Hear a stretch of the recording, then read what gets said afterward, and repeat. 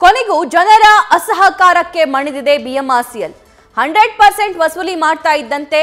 ಕೆಲವು ಕಡೆ ದರ ಇಳಿಕೆ ಮಾಡಿದ್ದಾರೆ 30% ದರ ಇಳಿಕೆ ಸದ್ಯಕ್ಕಾಗಿದೆ ಮೆಟ್ರೋ ಪ್ರಯಾಣ ದರ ಸ್ಟೇಜ್ ಆಧಾರದಲ್ಲಿ ಇಳಿಕೆ ಆಗ್ತಾ ಇದೆ ಇವತ್ತಿಂದ ಹೊಸ ಪರಿಷ್ಕೃತ ಟಿಕೆಟ್ ದರ ಜಾರಿ ಆಗುತ್ತೆ ಅಂತ ಹೇಳಿ ನೆನ್ನೆ ಬಿಎಂಆರ್ಸಿಎಲ್ ಎಂಡಿ ಮಾತಾಡ್ತಾ ಇದ್ರು ಮೆಜೆಸ್ಟಿಕ್ ಇಂದ ಯಶವಂತಪುರಕ್ಕೆ 40 ರೂಪಾಯಿಗೆ ಇಳಿಕೆಯಾಗಿದೆ ಈ ಹಿಂದೆ 25 ರೂಪಾಯಿಯಿಂದ 50 ರೂಪಾಯಿಗೆ ಏರಿಕೆಯಾಗಿತ್ತು ಆದರೆ ಈಗ 50 ರೂಪಾಯಿ ಇದ್ದಂತಹ ದರ 10 ರೂಪಾಯಿ ಇಳಿಕೆಯಾಗಿ 40 ರೂಪಾಯಿ ಆಗಿದೆ ಇದು ಮೆಜೆಸ್ಟಿಕ್ ಇಂದ ಯಶವಂತಪುರಕ್ಕೆ ಇರುವಂತಹ ಟಿಕೆಟ್ ದರ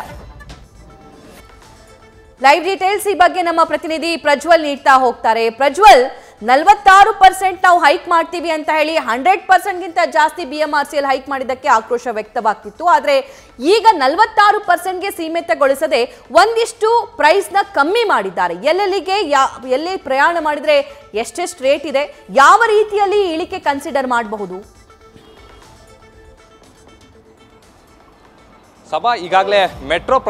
ಪ್ರಯಾಣ ದರ ಏನಿದೆ ಅದು ಏರಿಕೆ ಆಗಿರುವಂತಹ ಒಂದು ಹಿನ್ನೆಲೆಯಲ್ಲಿ ಸಾಕಷ್ಟು ಆಕ್ರೋಶ ಕೂಡ ವ್ಯಕ್ತವಾಗಿತ್ತು ಸಾಕಷ್ಟು ಜನ ಆ ಸರ್ಕಾರದ ವಿರುದ್ಧ ಕೂಡ ಕಿಡಿಕಾರಿದ್ರು ಯಾಕೆ ಅಂತ ಹೇಳಿದ್ರೆ ಯಾವಾಗಲೂ ಕೂಡ ಇದರಲ್ಲಿ ಮಧ್ಯಮ ವರ್ಗದವರು ಓಡಾಡ್ತಾರೆ ಮಧ್ಯಮ ವರ್ಗದವರಿಗೆ ಸಮಸ್ಯೆ ಆಗುತ್ತೆ ಅನ್ನುವಂಥ ಒಂದು ದೃಷ್ಟಿಯನ್ನ ಈ ಒಂದು ಸರ್ಕಾರ ಗಮನಕ್ಕೆ ತೆಗೆದುಕೊಳ್ಬೇಕಾಗಿತ್ತು ಆದರೆ ಅದನ್ನ ಸರ್ಕಾರ ಗಣನೆಗೆ ತೆಗೆದುಕೊಳ್ತಾ ಇಲ್ಲ ಅನ್ನುವಂಥ ಒಂದು ಆರೋಪವನ್ನು ಕೂಡ ಜನಸಾಮಾನ್ಯರು ಮಾಡ್ತಾ ಇದ್ರು ಆದ್ರೆ ಸಾಕಷ್ಟು ಜನ ಪ್ರತಿಭಟನೆಯನ್ನ ಕೂಡ ಮಾಡಲಿಕ್ಕೆ ಮುಂದಾಗಿರಲಿಲ್ಲ ಕೇವಲ ಸೋಷಿಯಲ್ ಮೀಡಿಯಾದಲ್ಲಿ ಮಾತ್ರ ಇದ್ರ ಬಗ್ಗೆ ಪೋಸ್ಟ್ ಅನ್ನು ಹಾಕಲಿಕ್ಕೆ ಮುಂದಾಗಿರುವಂಥದ್ದು ಈ ಬಗ್ಗೆ ಈಗಾಗಲೇ ಸರ್ಕಾರ ಕೂಡ ಒಂದು ನಿರ್ಧಾರವನ್ನ ತೆಗೆದುಕೊಂಡಿರುವಂಥದ್ದು ನಿನ್ನೆ ಸಿದ್ದರಾಮಯ್ಯನವರು ಬಿಎಂಆರ್ಸಿಎಲ್ಗೆ ಒಂದು ಪತ್ರವನ್ನ ಬರೆದಿದ್ರು ಈ ಒಂದು ಪ್ರೈಸ್ ಹೈಕ್ ಏನಿದೆ ಅದ್ರ ಬಗ್ಗೆ ನೀವು ಪರಿಶೀಲನೆ ನಡೆಸಬೇಕಾಗುತ್ತೆ ಅನ್ನುವಂಥ ಒಂದು ವಿಚಾರವನ್ನು ಕೂಡ ತಿಳಿಸಿದ್ರು ಆ ಒಂದು ನಿಟ್ಟಿನಲ್ಲಿ ಸ್ವಲ್ಪ ಮಟ್ಟಿನ ಪ್ರೈಸ್ ದರವನ್ನು ಕಡಿಮೆ ಮಾಡೋದಾಗಿ ಈಗಾಗಲೇ ಬಿಎಂಆರ್ಸಿಎಲ್ ಕೂಡ ಹೇಳಿದೆ ಆದರೆ ಇನ್ನೂ ಕೂಡ ಆ ಒಂದು ಪರಿಷ್ಕೃತ ದರ ಏನಿದೆ ಅದು ಇನ್ನೂ ಬಂದಿಲ್ಲ ಅಂತಾನೆ ಹೇಳ್ಬೋದು ಯಾಕೆ ಅಂತ ಹೇಳಿದ್ರೆ ಇಲ್ಲಿ ಸಾಕಷ್ಟು ಜನ ಈಗಾಗಲೇ ಓಡಾಟವನ್ನ ಮಾಡ್ತಾ ಇದ್ದಾರೆ ಆದರೆ ದರ ಕಡಿಮೆಯಾಗಿದೆ ಅನ್ನೋದ್ರ ಬಗ್ಗೆ ಯಾರು ಕೂಡ ಹೇಳ್ತಾ ಇಲ್ಲ ಮೊದಲು ಏನಿತ್ತು ಅದೇ ದರವನ್ನು ನಾವು ಪಾವತಿಯನ್ನ ಮಾಡ್ತಾ ಇದ್ದೀವಿ ಅನ್ನುವಂಥ ಒಂದು ಮಾತನ್ನ ಕೂಡ ಹೇಳ್ತಾ ಇರುವಂಥದ್ದು ಇಲ್ಲಿ ಸಮಸ್ಯೆ ಆಗ್ತಿರೋದು ಏನು ಅಂತ ಹೇಳಿದ್ರೆ ಜನಸಾಮಾನ್ಯರಿಗೆ ಪ್ರಶ್ನೆ ಮಾಡುವಂತ ಒಂದು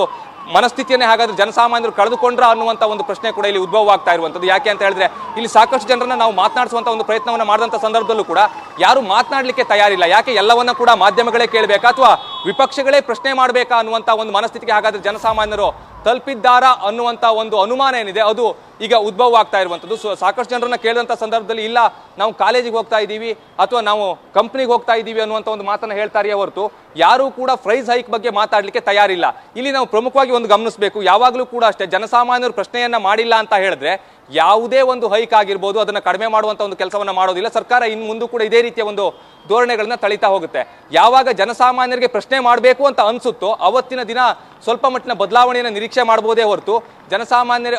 ಯಾವತ್ತೂ ಕೂಡ ಜನಸಾಮಾನ್ಯರು ಇದ್ರ ಬಗ್ಗೆ ನಾವು ಪ್ರಶ್ನೆಯನ್ನ ಮಾಡೋ ಅವಶ್ಯಕತೆ ಇಲ್ಲ ನಮಗೇನು ಸಮಸ್ಯೆ ಆಗ್ತಾ ಇಲ್ಲ ಅನ್ನುವಂಥ ಒಂದು ಮನಸ್ಥಿತಿಗೆ ಬಂದಂತ ಸಂದರ್ಭದಲ್ಲಿ ಈ ರೀತಿಯ ಸಮಸ್ಯೆಗಳಾಗ್ತಾ ಇರುವಂಥದ್ದು ಇನ್ನೂ ಕೂಡ ಯಾವುದೇ ಒಂದು ದರದ ಪರಿಷ್ಕರಣೆ ಆಗಿಲ್ಲ ಅಂದ್ರೆ ಇಳಿಕೆ ಆಗಿಲ್ಲ ಅದು ಯಾವಾಗ ದರದ ಪರಿಷ್ಕರಣೆ ಆಗುತ್ತೆ ಅನ್ನೋದನ್ನ ಕಾದು ನೋಡಬೇಕಾಗಿದೆ ಈಗಾಗಲೇ ಬಿಎಂಆರ್ಸಿಎಲ್ ಕೂಡ ನಿನ್ನೆ ಒಂದು ಹೇಳಿಕೆಯನ್ನು ಕೊಟ್ಟಿರುವಂಥದ್ದು ಅಂದ್ರೆ ಕಡಿಮೆ ಮಾಡ್ತೀವಿ ಎಲ್ಲಿ 100% ಹೈಕ್ ಆಗಿತ್ತು ಅಲ್ಲಿ 30% ಅನ್ನ ಮಾತ್ರ ನಾವು ಕಡಿಮೆ ಮಾಡ್ತೀವಿ ಅನ್ನೋದನ್ನ ಹೇಳ್ತಾ ಇದ್ದಾರೆ ಆದ್ರೆ ಇನ್ನೂ ಕೂಡ ಸ್ಪಷ್ಟವಾದಂತಹ ಒಂದು ಹೈಕ್ ಕಡಿಮೆ ಏನಿದೆ ಅದು ಇನ್ನೂ ಆಗಿಲ್ಲ ಅಂತಾನೆ ಹೇಳ್ಬೋದು ಆ ಒಂದು ಟಿಕೆಟ್ ಕೂಡ ಸಿಗ್ತಾ ಇಲ್ಲ ಜನಸಾಮಾನ್ಯರು ಹೈಕ್ ಆದಂತಹ ಒಂದು ಪ್ರೈಸ್ ಅನ್ನೇ ಇನ್ನೂ ಕೂಡ ಕೊಟ್ಟು ಬರ್ತಾ ಇರುವಂತದ್ದು ಆದ್ರೆ ಪ್ರಮುಖವಾಗಿ ಅಂದ್ರೆ 40% ಆಗಿರ್ಬೋದು ಅಥವಾ 50% ಆಗಿರ್ಬೋದು ಇಷ್ಟೊಂದು ಹೈಕ್ ಆದ್ರೆ ಜನಸಾಮಾನ್ಯರು ಹಾಗಾದ್ರೆ ಹೇಗೆ ಜೀವನವನ್ನು ನಡೆಸಬೇಕು ಅನ್ನುವಂಥ ಒಂದು ಪ್ರಶ್ನೆ ಕೂಡ ಉದ್ಭವವಾಗುತ್ತೆ ಸರ್ಕಾರದ ಉದ್ದೇಶ ಕೇವಲ ಲಾಭ ಮಾಡೋದಲ್ಲ ಸರ್ಕಾರದ ಉದ್ದೇಶ ಸೇವೆ ಕೊಡುವಂಥದ್ದು ಅನ್ನೋದನ್ನ ಈಗಾಗಲೇ ಮರ್ತು ಬಿಟ್ಟಿದ್ದಾರೆ ಸರ್ಕಾರಕ್ಕೆ ಲಾಭ ಮಾಡುವಂತ ಉದ್ದೇಶ ಬಂದಂತ ಸಂದರ್ಭದಲ್ಲಿ ಜನರಿಗೆ ಸೇವೆ ಕೊಡುವಂತ ಒಂದು ಉದ್ದೇಶ ಏನಿದೆ ಅದು ಎಲ್ಲೂ ಕೂಡ ಸಿಗೋದಿಲ್ಲ ಸಾಕಷ್ಟು ಜನರನ್ನ ಕೇಳಿದಂತ ಸಂದರ್ಭದಲ್ಲೂ ಕೂಡ ಜನಸಾಮಾನ್ಯರೇ ಮಾತಾಡ್ಲಿಕ್ಕೆ ತಯಾರಿಲ್ಲ ಅಂತ ಅಂದ್ರೆ ಇನ್ನು ಹಾಗಾದ್ರೆ ಸರ್ಕಾರಕ್ಕೆ ಬಿಸಿ ಮುಟ್ಟೋದು ಯಾವಾಗ ಅನ್ನುವಂತ ಒಂದು ಪ್ರಶ್ನೆ ಕೂಡ ಇಲ್ಲಿ ಉದ್ಭವವಾಗುತ್ತೆ ಸಾಕಷ್ಟು ಜನರನ್ನ ಪ್ರಯತ್ನ ಪಟ್ವಿ ಮಾತಾಡ್ಲಿಕ್ಕೆ ಆದ್ರೆ ಯಾರು ಕೂಡ ಇದ್ರ ಬಗ್ಗೆ ಮಾತಾಡ್ಲಿಕ್ಕೆ ತಯಾರಿಲ್ಲ ಅಂದ್ರೆ ತಮಗೇನು ಆಗೇ ಇಲ್ಲ ಅನ್ನೋ ರೀತಿಯಲ್ಲಿ ಜನಸಾಮಾನ್ಯರೇ ಹೋಗ್ತಾ ಇದ್ರೆ ಸರ್ಕಾರಕ್ಕೆ ಹಾಗಾದ್ರೆ ಇದ್ರ ಬಗ್ಗೆ ಬಿಸಿ ಮುಟ್ಟುತ್ತಾ ಸರ್ಕಾರ ಹಾಗಾದ್ರೆ ಪ್ರೈಸ್ ಅನ್ನ ಕಡಿಮೆ ಮಾಡುತ್ತಾ ಇನ್ನೂ ಕೂಡ ಕಡಿಮೆ ಮಾಡಬೇಕು ಅನ್ನುವಂತ ಆಗ್ರಹವನ್ನ ಸಾಕಷ್ಟು ಜನ ಮಾಡ್ತಾ ಇದ್ದಾರೆ ಆದ್ರೆ ಸಾಕಷ್ಟು ಜನ ಇದು ನಮಗೋದಕ್ಕೂ ಸಂಬಂಧ ಇಲ್ಲ ಅನ್ನೋ ರೀತಿಯಲ್ಲಿ ಓಡಾಡ್ತಾ ಇದ್ದಾರೆ ಸಭಾ thank you Prajwal News First ನಿರ್ಭೀತಿಯಿಂದ ನಿಮ್ಮ ಪರವಾಗಿ